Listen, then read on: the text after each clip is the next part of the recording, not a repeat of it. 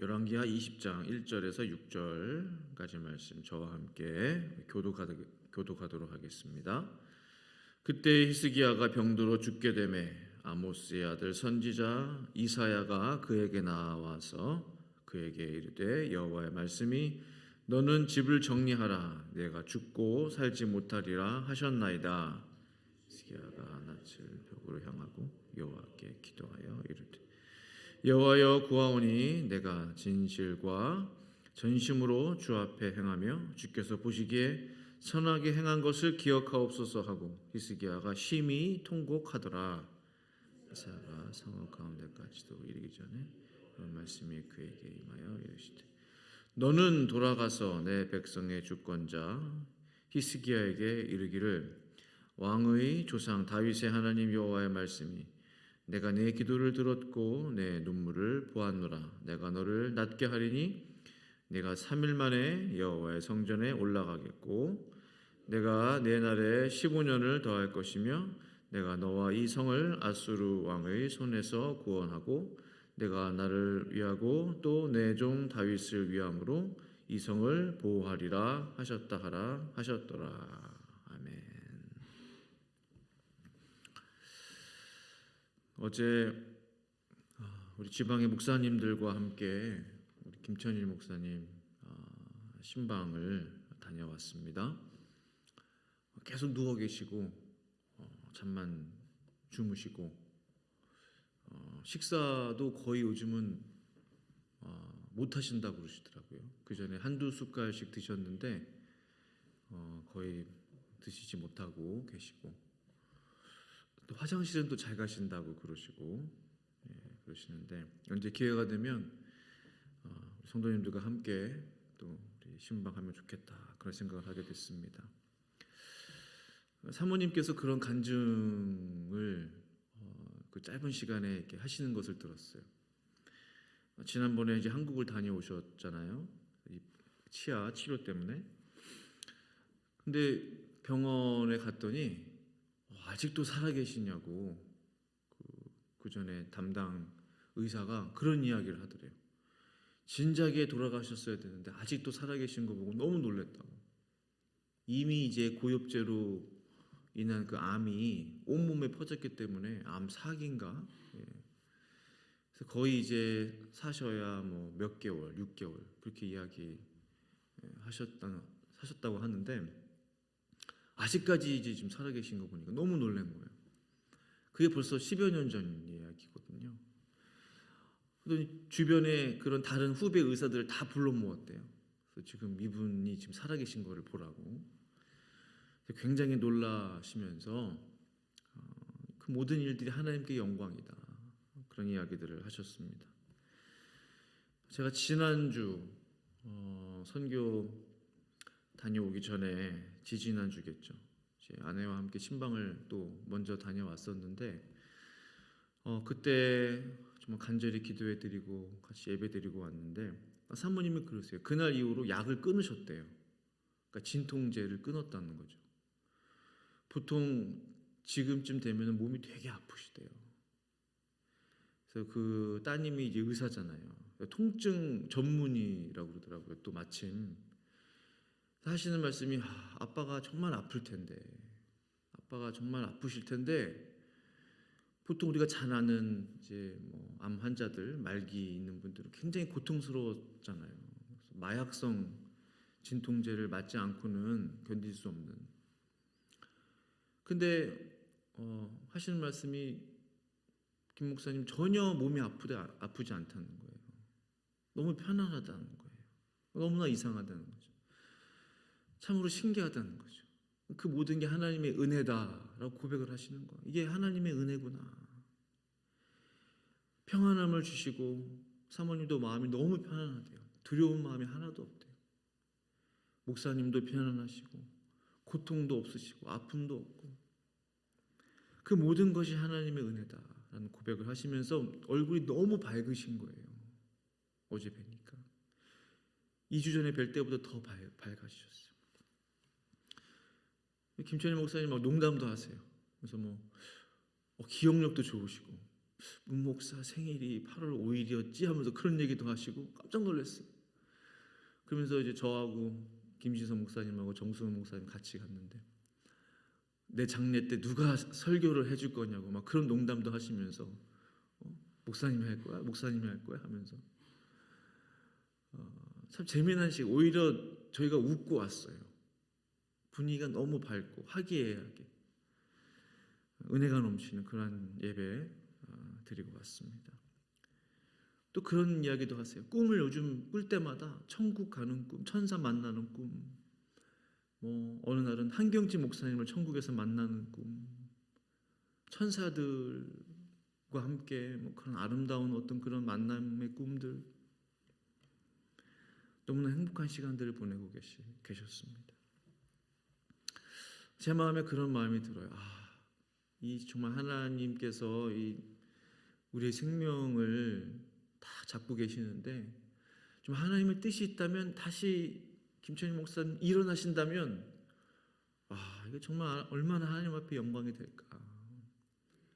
꼭 다시 걸어서 이제 예배 자리에 나오시게 되면 꼭 간증을 부탁드려야 되겠다.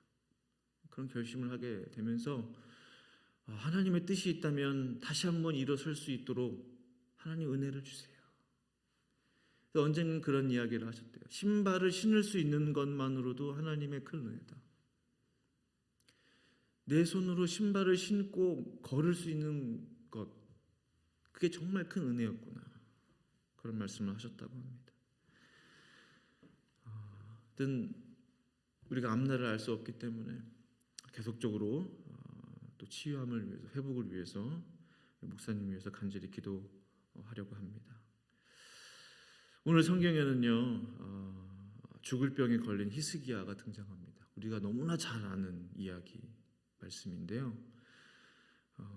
히스기야의 그 응답받은 기도만을 우리가 기억하고 많이 강조가 돼요. 그래서 옛날에 과거에 히스기야의 기도라는 책 선풍적인 인기가 있었습니다. 그러나 이 동전에도 양면이 있듯이요. 히스기야의 그 기도를 통해서 당연히 배워야 되죠. 눈물의 기도. 그러나 히스기야의 잘못을 통해서도 마땅히 배워야 할 것이 있습니다. 오늘 그 말씀을 함께 나누려고 하는데요. 하나님의 말씀이 이사야 선지자에게 임했습니다. 그 말씀은 히스기야야, 너는 네 집을 정리해라. 네가 죽고 살지 못하리라. 하나님의 말씀이 선포됐어요. 그 히스기야가 얼마나 놀랐겠어요. 내가 갑자기 죽는다니. 너무나도 슬프고 안타까워서 하나님 앞에 간절히 기도합니다. 그 말씀이 오늘 본문 2절 3절이죠. 히스기야가 낯을 벽으로 향하고 여호와께 기도하여 이르되 여호와여 구하오니 내가 진실과 전심으로 주 앞에 행하며 주께서 보시기에 선하게 행한 것을 기억하옵소서 하고 히스기야가 심히 통곡하더라. 그러니까 하나님께서 히스기야의 기도를 들어주신 결정적인 이유가 있다면 히스기야가 심히 통곡하더라. 이 부분이죠. 앞부분은 거의 비슷해요. 다른 분들의 기도, 다른 하나님의 사람들의 기도와 크게 다르지 않아요. 하나님 구합니다. 진심으로 전심으로 구합니다. 내가 그동안 선하게 행한 것을 기억하소서. 그런 기도는 누구나 한단 말입니다.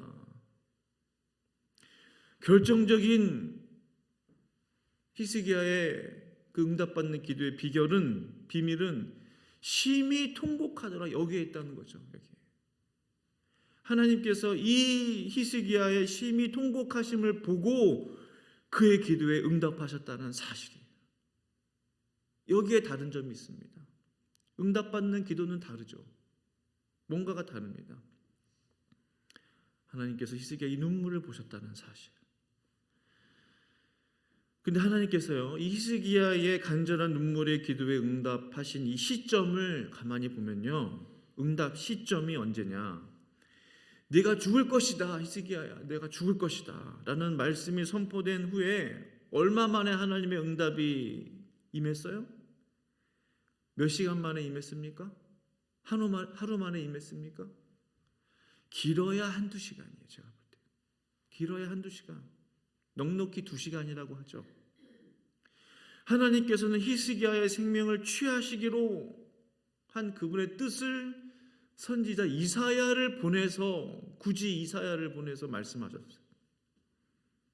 근데 그 뜻을 2시간 만에 바꾸셨어요. 이게 참 놀랍지 않습니까? 그 4절 5절 보시면 오늘 본문에 히스기야가 성읍 가운데까지도 이르기 전에, 무슨 말이에요?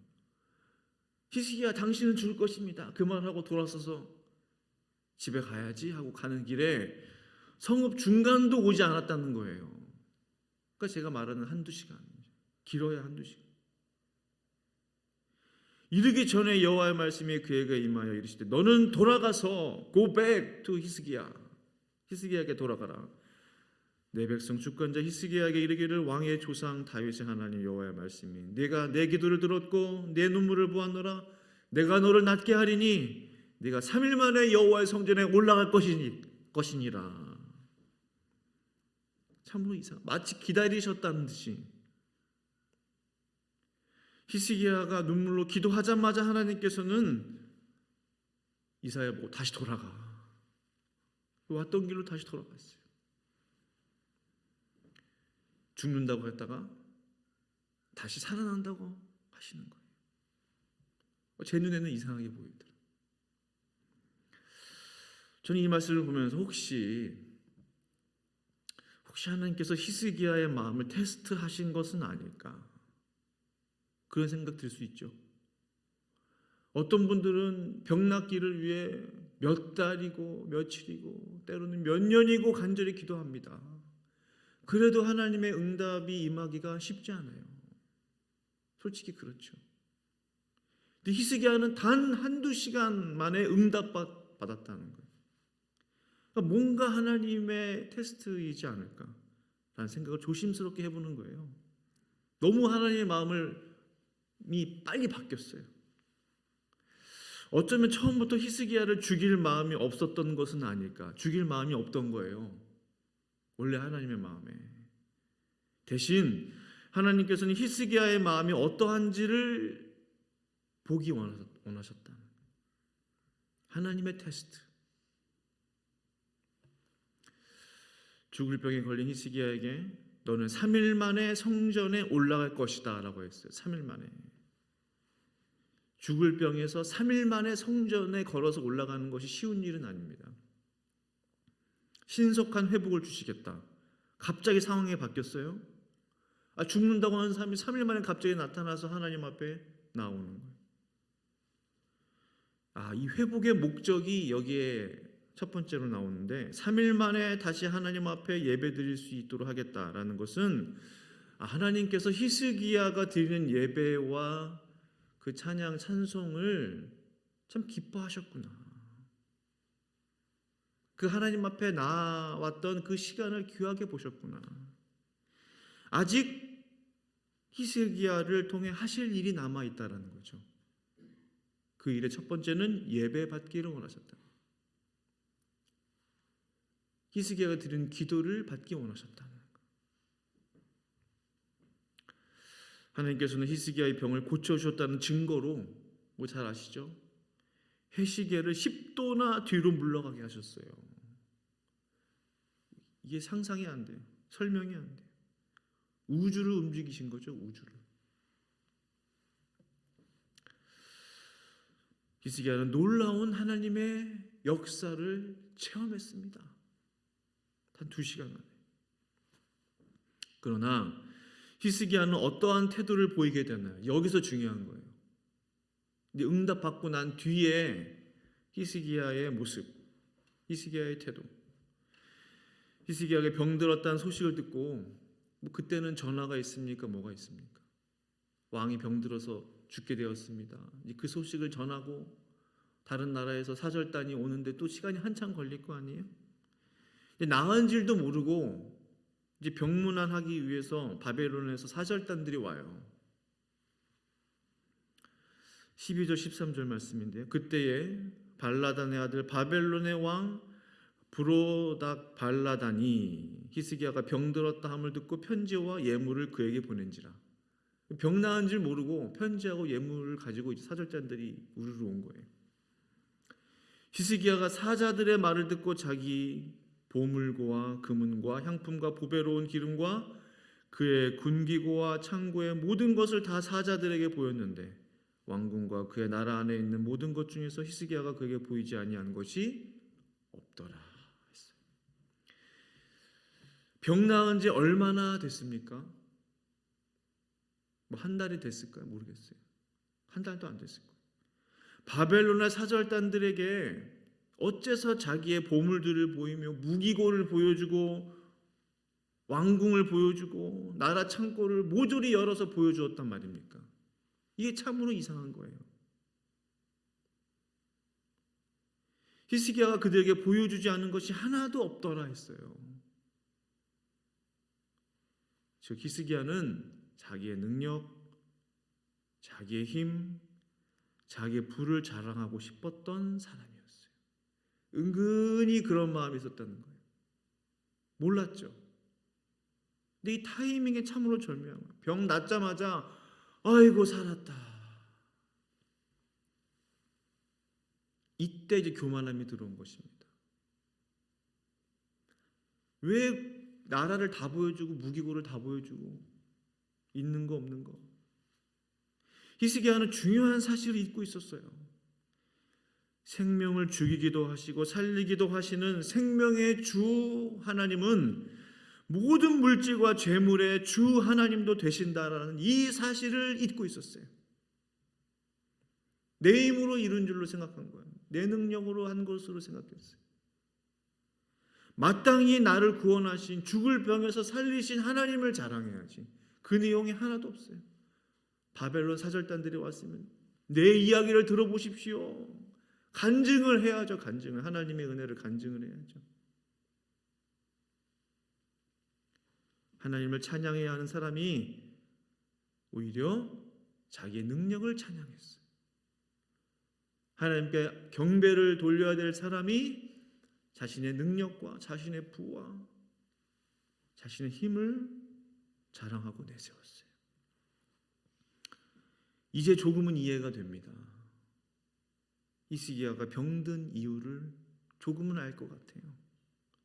마음의 중심을 보신 하나님께서 히스기야의 마음속에 그러한 교만이 숨겨져 있음을 아시는 거죠. 그를 깨우쳐 주시기 위해서 그에게 그 병을 주셨고 간절히 기도하자 단 몇 시간 만에 그 병에서 회복시켜 주셨다는 사실. 결국 히스기야는 어떻게 되었습니까? 이 마지막에 항상 중요해요. 결말이. 하나님의 말씀이 다시 임했어요. 17절 18절이죠. 여호와의 말씀이 날이 이르리니 왕궁의 모든 것과 왕의 조상들이 오늘까지 쌓아두었던 것이 바벨론으로 옮긴 바 되고 하나도 남지 아니할 것이요. 18절 또 왕의 몸에서 날 아들 중에서 사로잡혀 바벨론 왕궁의 환관이 되리라 하셨나이다 하니. 무슨 말이에요?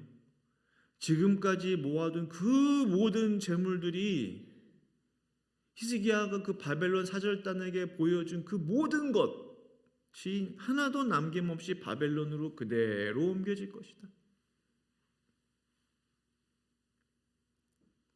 또한 왕의 아들 중 하나가 바벨론의 포로로 잡혀서 환관 내시가 될 것이다. 이 얼마나 수치스럽습니까? 즉 남유다의 멸망에 대한 예언이 선포된 것입니다. BC 586년에 남유다가 바벨론에 의해서 완전히 멸망당하죠. 다 포로로 끌려가고 잡혀갔잖아요. 여기서 깨닫는 것이 있습니다. 이 교만의 죄가 이렇게 무섭구나. 이 교만의 죄가 이렇게 무섭구나. 다 가져가시는구나. 하나님 앞에 은혜를 구하고 하나님 나를 도와주십시오. 겸손히 주님 앞에 엎드릴 때 하나님은 그 어떠한 사람보다 인자하시고 신실하신 하나님, 자비로우신 하나님, 사랑의 하나님. 겸손히 엎드리는 자에게 그러나 동시에 교만한 자에게는 한없이 엄하신 하나님이세요. 공의의 심판을 내리시는 하나님이십니다. 이 두 가지 하나님을 반드시 기억해야 돼요. 야고보서 4장 6절은 이렇게 말씀하고 있죠. 그러나 더욱 큰 은혜를 주시나니 그러므로 일러스되 하나님의 교만한 자를 물리치시고 겸손한 자에게 은혜를 주신다 하였느니라. 교만한 자는 그냥 물리쳐 하나님 앞에 나올 수도 없어요. 그냥 물리침을 당하는 거예요. 필요 없다. 저리 가라. 그러나 겸손한 자에게는 은혜를 주시되 더 큰 은혜를 주시는 줄로 믿습니다. 오늘 이 새벽에 우리가 하나님 앞에 우리가 어떤 마음으로 나아가야 될까요? 우리 스스로를 돌아봅니다. 히스기야처럼 간절한 마음으로 기도하되 정말 필요해요. 그 기도를 본받아야 돼요. 그러나 마음의 모든 교만함들을 제어하여 달라고 기도해야 합니다. 히스기야를 본받지 않도록 기도해야 합니다. 하나님, 제 마음에 교만함들이 있다면 회개하기 원하고 오히려 히스기야의 이 겸손한 그 기도, 그때 그 기도, 벽을 향하여 간절히 하나님만을 찾던 그 간절한 마음의 기도, 겸손의 기도, 그 기도만을 본받게 하여 주시옵소서. 그런 마음으로 주님 앞에 나와 기도할 때 이 새벽에 하나님의 놀라운 은혜가 저 성도님들 가운데 임하게 될 줄로 믿습니다. 함께 기도하시겠습니다. 걸어가신 아버지 하나님 감사합니다. 사람들은 히스기야의 그 눈물의 기도만을 기억하기를 좋아합니다. 응답받았다, 하나님의 놀라운 역사를 체험했다 하면서 좋아합니다. 그러나 하나님, 히스기야의 잘못을 통해서도 우리가 마땅히 배워야 할 것이 있습니다. 병 나은 뒤에 그의 모습, 그의 태도를 우리가 볼 때에 얼마나 하나님 앞에 교만했습니까? 그가 보여준 모든 것들이 빼앗기게 되었습니다. 그의 아들도 내시가 되는 수치스러운 일을 경험하게 될 것입니다. 하나님 앞에 겸손하게 하시고 하나님 앞에 겸손히 엎드려 기도할 때 하나님의 놀라운 은혜가 또 하나님의 말씀이 또 축복이 우리 가운데 임하게 될 줄로 믿사오니 하나님, 이 새벽 축복하여 주셔서 기도의 영을 부어주시고 간절한 마음으로 기도할 때 하나님의 은혜가 우리 가운데 임하게 하여 주시옵소서. 예수님의 이름으로 감사하며 기도드립니다. 아멘.